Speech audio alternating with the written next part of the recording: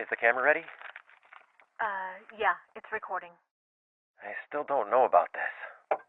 If we don't make it back, someone should know what happened. I guess you're right. Okay, first of all, one of my main goals in life, well, two actually, to love my family and to find ways to be creative. I never thought I was asking too much. You're not. And we appreciate it, Dave. Thank you, Laura.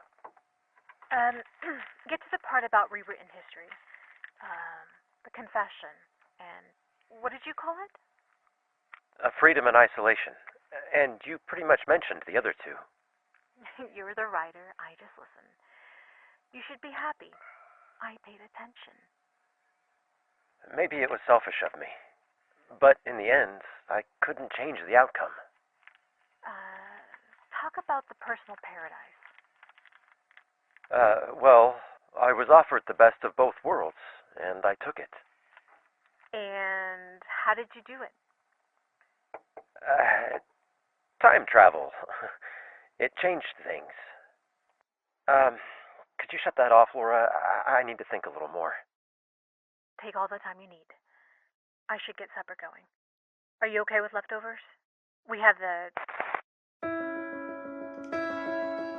Welcome to Slipping Past the Garden Gate. I'm story creator Glenn Haskell. Now, this adventure is an allegory, which simply means that while this is a story of science fiction, it actually has a secondary meaning. Perhaps you will see the parallels and link a second message to what you hear. But if not, I'll return at the end of the show to provide a key to this secondary meaning. It may seem like a riddle in the form of a story, but it may also help you remember the actual meaning much better to remember this cast and the story they share. Let's return now to Dave and Laura's kitchen.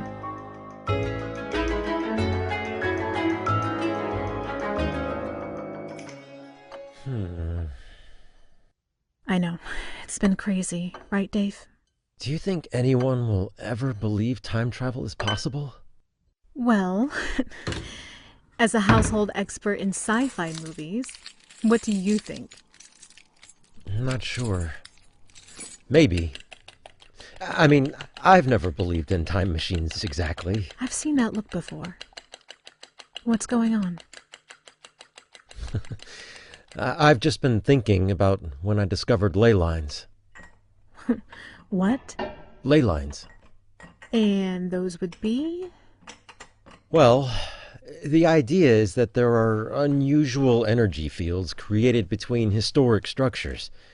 The energy flows between these historic places, even if those places no longer exist. Okay, so what does that mean? Some believe this energy can open a pathway to the past, if someone comes in contact with them at the right time. So that's how you just walked into the past? Exactly. So it's like a cosmic transporter beam. Or a fax machine. Do you have any idea how crazy that sounds? But it did happen, right? Remember, history played out in front of our eyes. No guesswork, no reenactments. Nothing forgotten. I better go check on supper. Can you tell Michael it's just about ready? Never mind, I'll do it. Food's ready, son. Coming, Mom. And we're back. Whenever you're ready, Dave. Okay. It all started with a lot of thinking and more research. But in the days to come, there would be maps. Covering the kitchen table, markers used to draw lines, stacks of failed ideas on the floor, where you missed the trash can. That's when I discovered a specific point. It seemed far-fetched. Most believed the only true ley lines were in Europe and usually involved mounds and something called the time between times. This was a moment between light and darkness, and it was said that this moment was the time when crossing to a different time would be most possible. And I thought you were just working on a writing project. I was, sort of. I was a man possessed by a possibility. I lost sleep thinking about it. Woke early to piece together fragments of potential, and then I found a spot on the map that had historic significance before our city was built over it. That's when I considered the possibility that... Nobody needs every detail, Dave. What happened next? I took a walk. The old part of the city? That's right. And all I saw was trash dumpsters, backyard gates, and the occasional alley cat. What exactly were you looking for? A hidden door to the past. I kind of thought I was out of my mind. Looks can apparently be deceiving.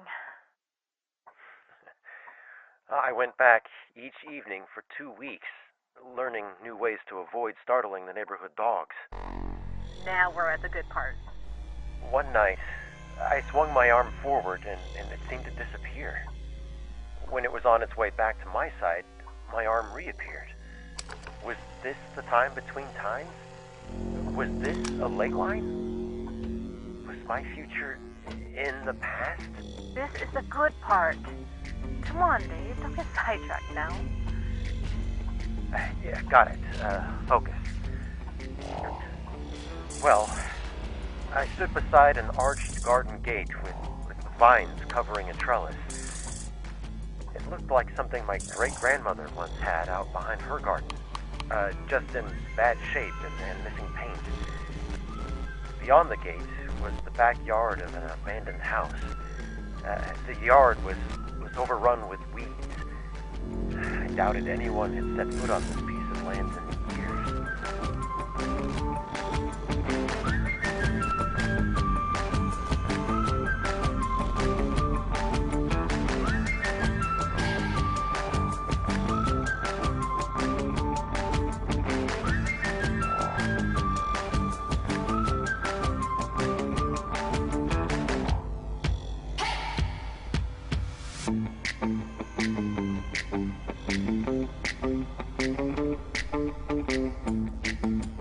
I walked toward the gate, and a feeling of electricity flowed through me. I thought it should hurt, but it didn't.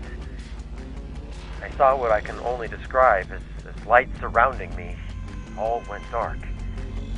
Then I found myself in brilliant sunshine and the bluest sky I'd ever seen. And I slipped past the garden gate. I hadn't opened it, but a way had been opened to me, and I took it. Now, the other side of the gate was new and beautiful, but somehow the same.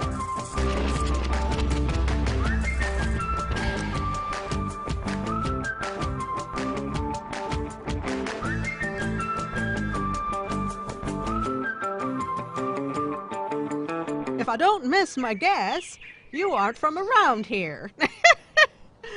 The name's Corey Sutton. You look a mite peaked. Come on up to the house and let me get you some lemonade and shortbread. It'll cure what ails ya. Corey Sutton? You heard right. 'Tis my name. And yours? Dave Chrisman. Pleasure to meet you, young man. Pleasure indeed. What brings you to my backyard? I'm, not exactly sure. You seem confused, Mr. Chrisman. Please, come sit a spell. I might even say you're a bit discombobulated. I do enjoy saying that word. I think I might feel something like that. Like scrambled eggs on an over-easy morning. Perfect description. Well, we've all been there. I'm pretty certain I was there yesterday. Where exactly am I? My backyard. But where? 115 Maple. But what city? Oh, well, Bear Creek. And what year is it? The year? I'm not certain of much right now, Corey. Well, I'll play along. 1963. 1963? I do declare there's a minor bird around here. Drink up, young man, and calm down a mite.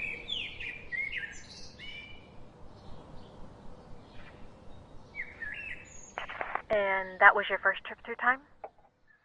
It was. I was introduced to a more simplified life. People took the time to get to know other people, and in between random bits of gossip, they provided the help a neighbor needed, and they listened to each other. How long were you there? I must have spent weeks with the people of Bear Creek, and I learned who might be considered bad company and why the barber shop was the best place to get news. And I found a home that would be perfect for us.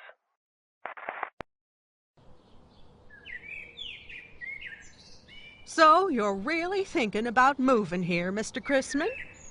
Please, call me Dave. And yes, I am. You know, Corey, you remind me of my grandmother.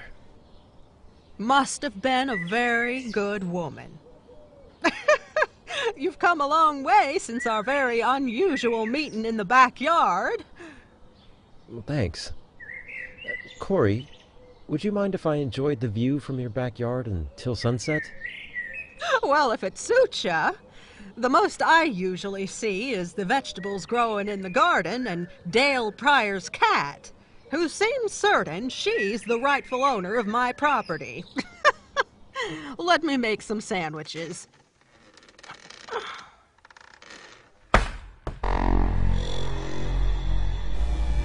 Before Corey could return, I walked to the garden gate, waited for the buzzing sound, and I made the unusual trip home. Welcome home, Dave. How did you know it was me? Who else would be coming indoors at this time each day? But I... Wait, when did you last see me? What? Are you okay? When? When what? When did you last see me? This morning? Why? That's impossible. I've been gone for weeks. Am I missing a punchline? Laura, it's real. Okay, you're kind of freaking me out, Dave. Is this the outline for your new story? Grab Michael and come on a walk with me. Okay, sure. Michael! Yes, Mom. Come down. Looks like we're going for a walk with Dad. That was a very confusing walk. I guess I let my excitement get away from me. I had spent weeks in Bear Creek in 1963, but not even a full day had passed in the present. I should have remembered that the window in this time between times is very short. Yeah, and the sun had already set. I must have seemed like a fool standing in an alley, trying to prove I could visit the past. It's tough to believe what you can't see, Dave. It was crazy. Dogs barked, lights came on, and the one neighbor yelled out. Hey, quiet down! Dave, honey, can we just go home? But I mean, if only, it's probably for the best. This is the most fun I've had in a long time. All right, whoever's laughing out there, quiet down! This is embarrassing. Whoever's whispering, quiet down! They've got good ears. Whoever said I have good ears, Yeah, we know. Quiet down. Oh, no, I was just gonna say thanks. But I like your idea. Quiet down!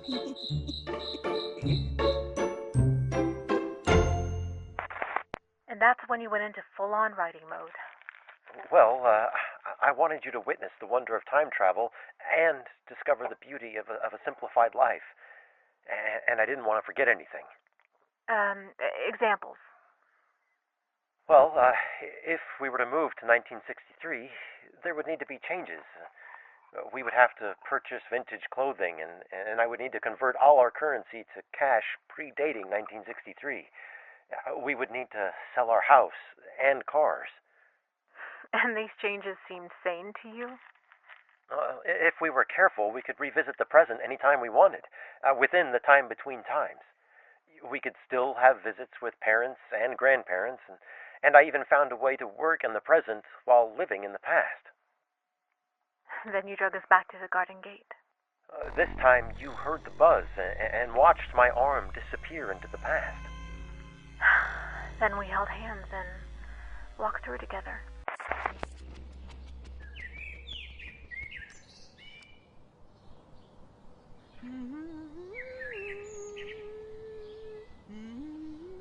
Welcome to Corey's back porch.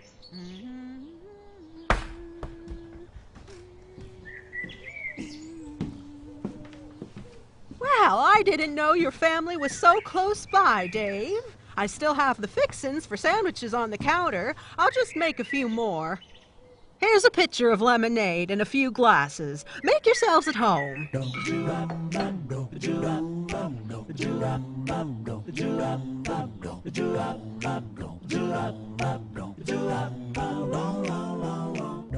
Dave, what's going on? Welcome to 1963. If you folks need a place to stay, I've got a couple of spare rooms all made up. Oh, and Michael, there's a sand lot next block over. Can I go, Dad? Go ahead. I'll come get you in a while. Thanks, Dad. Could you bring me a sandwich? Quick question. What's a sandlot? Just look for the boys. You'll figure it out. Corey, we'd be happy to go to a motel. No, you won't. I won't hear of it. Nary a peep. Well, to say there was a lot to talk about. Would be an understatement. We stayed a few days, and Michael found a close friend in Carl Pryor. I showed you the house I had in mind. You know, it was just too soon, Dave. I wasn't thinking of moving, and certainly not to 1963. Who does that? I was offered the job of editor at the Bear Creek Gazette, and many businesses offered you a job if you wanted one. How kind. Once the idea had time to marinate in your soul. I reluctantly, and with significant disbelief, agreed to follow me in this rear-facing dream. I must really love this guy. She means me. Bear Creek seemed safer. The people friendlier.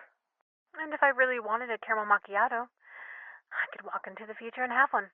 The only holdout to this being a near-utopian dream was an old man named Dale Pryor. He didn't get along with anyone. You ain't kidding. Living in Bear Creek was an idea that was growing on us. We moved into our new home, and all the neighbors came to help us get settled. I would return to the present and then back to Bear Creek with a laptop, printer, and cell phone. Sure, there was no internet connection, but I could still use my computer to type my stories and a printer to print them off. This printed page always impressed the staff at the Gazette. They were unable to understand how I could get a typewriter to make the copies so clean. Oh, tell them about the cell phone trick. Oh, okay, right. Well, my cell phone actually worked to detect when the time between times was happening. How? Exactly. When the portal opened, any text messages from the present came through. If I needed to return to the future, incoming texts to my phone helped me know when would be the right time. And when you could return back here from the other side. Yeah, I didn't actually need the neighbor telling me to Quiet down!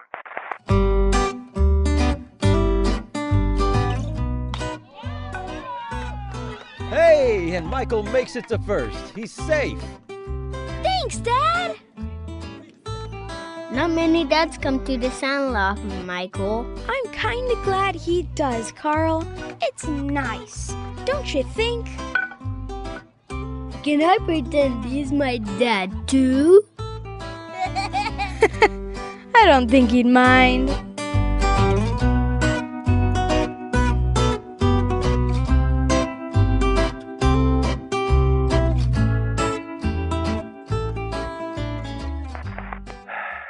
I had been called into the present to work on a freelance article for a client. Since time didn't seem to pass when I switched between times, I knew I wouldn't be late for work at the Gazette, and my family wouldn't miss me.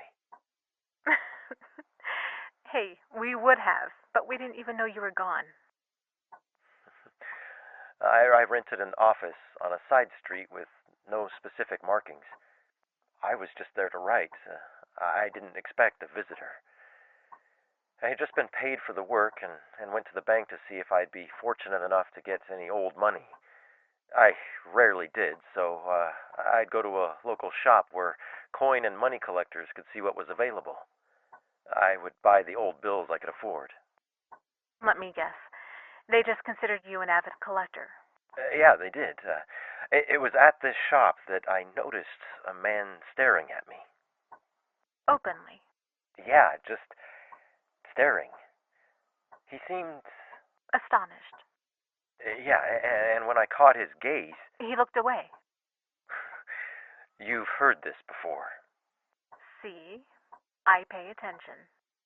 I won't pretend to know all the laws of time travel, but there were repercussions of this movement between times.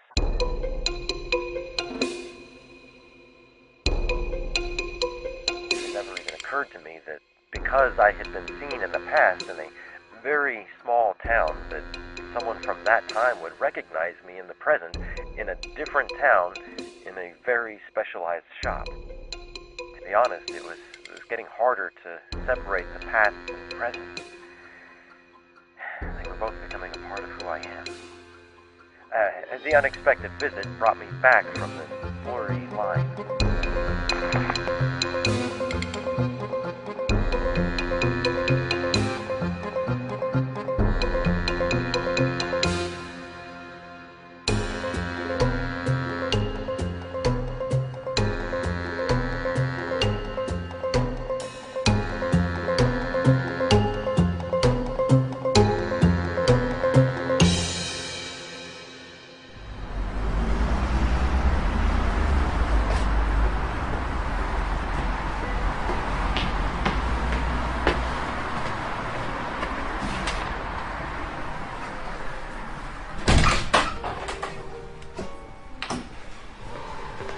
I'm sorry.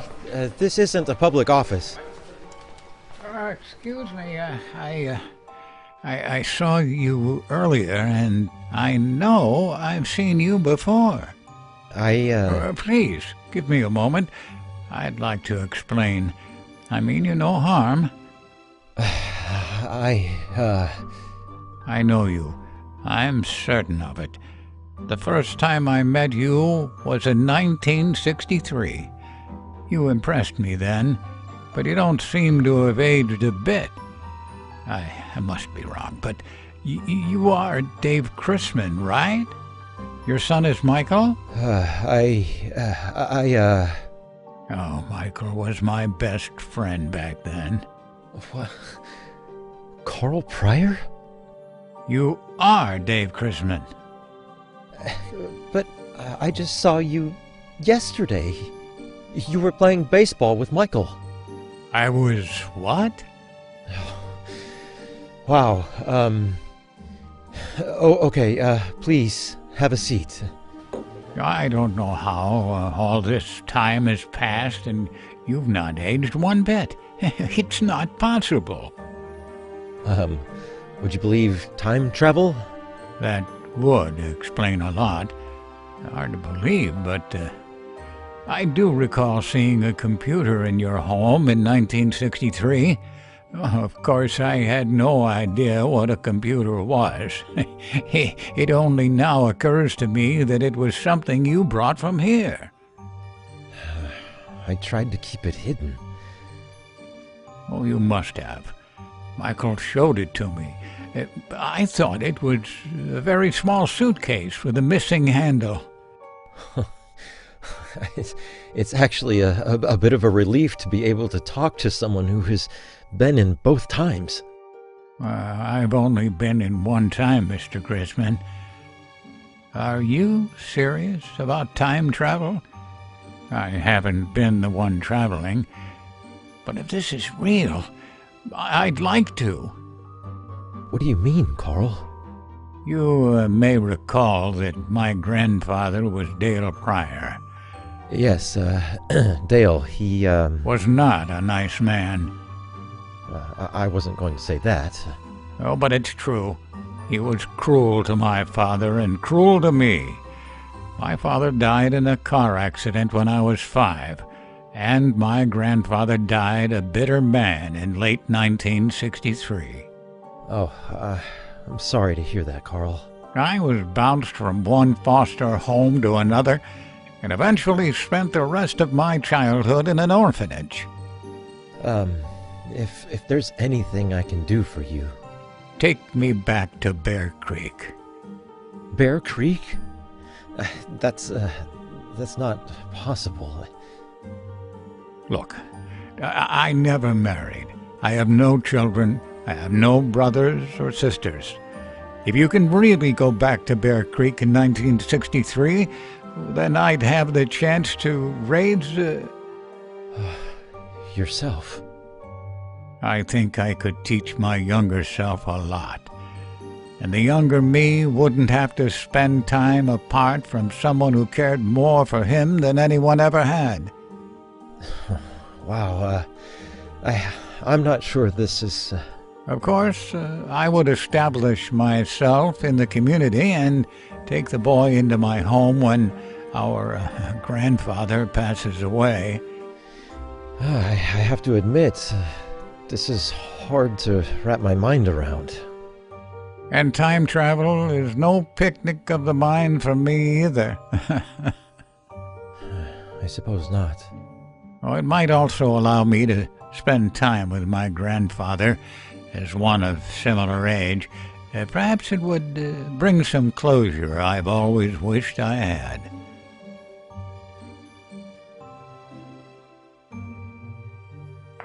I barely considered what it would really mean to move to the past.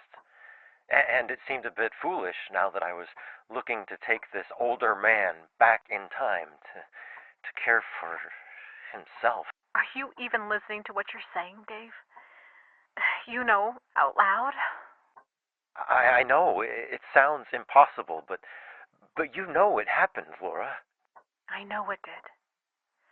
But you aren't trying to convince me. Was this trespassing on the stages of time? There was no one to ask advice, just ideas that men who had never actually moved in time believed could be true. And that's called fiction, right? Yes. But if I had discovered how to pass between these two times, perhaps it was possible other people had done the same. Perhaps those who seem socially awkward might just be looking through a visited time with the curiosity of someone who has no idea how to respond to customs they have never encountered.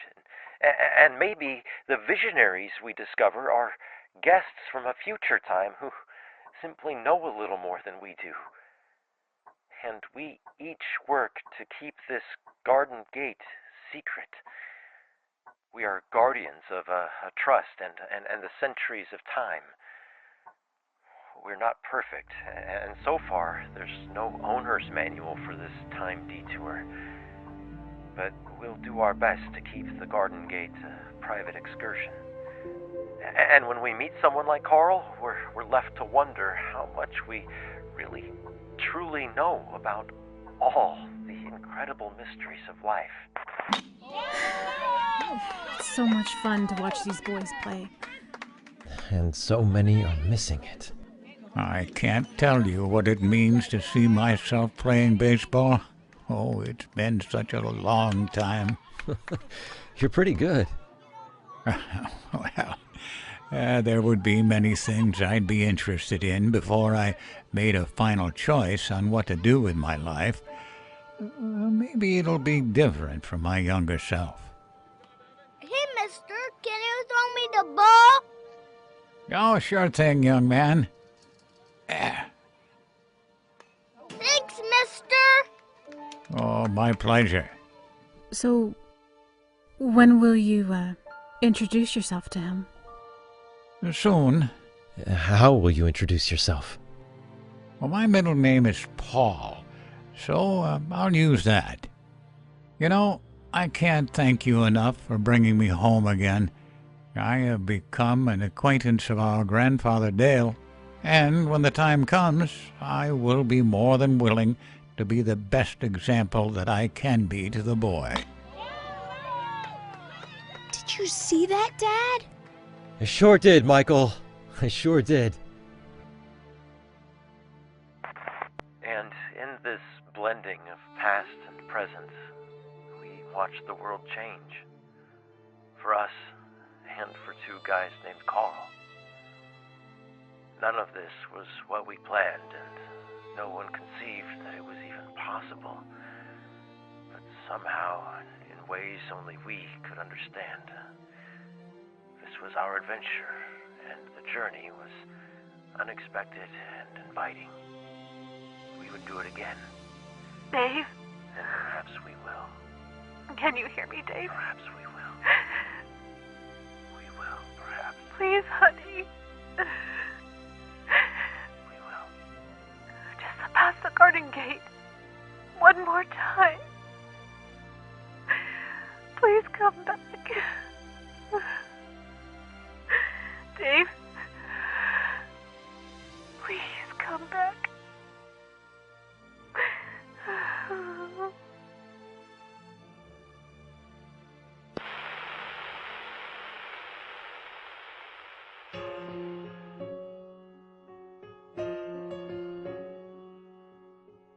Hello, this is Glenn Haskell, the creator of the allegory Slipping Past the Garden Gate. This story started as an unpublished novel nearly 2 decades ago. The idea was enhanced and altered when my father-in-law was diagnosed with Alzheimer's disease. I watched him slip through the garden gate on a trip to live in the past. Sometimes he returned for a short visit in the present. Then he might take someone back with him for a visit. I could no more make light of this issue than I could create the exact world someone like my wife's father lived through. But this was my attempt.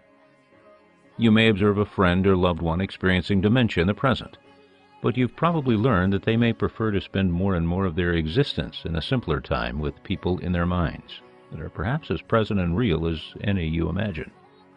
This audio drama is lovingly dedicated to the memory of my father-in-law, Lloyd, and all who take similar trips.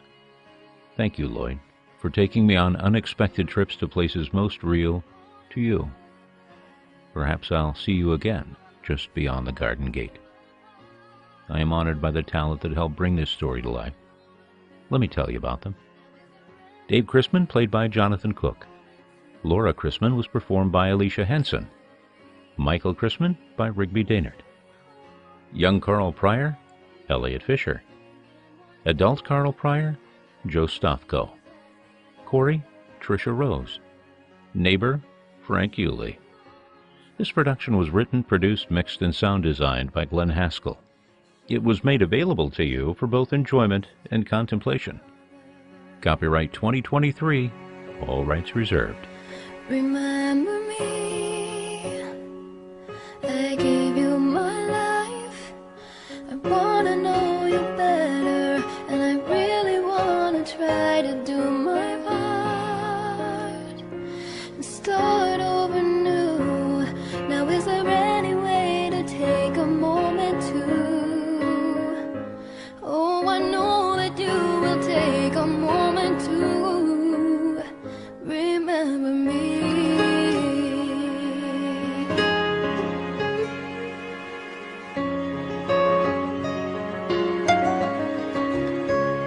Remember Me, written and performed by Lindsay Jackson, and used with permission.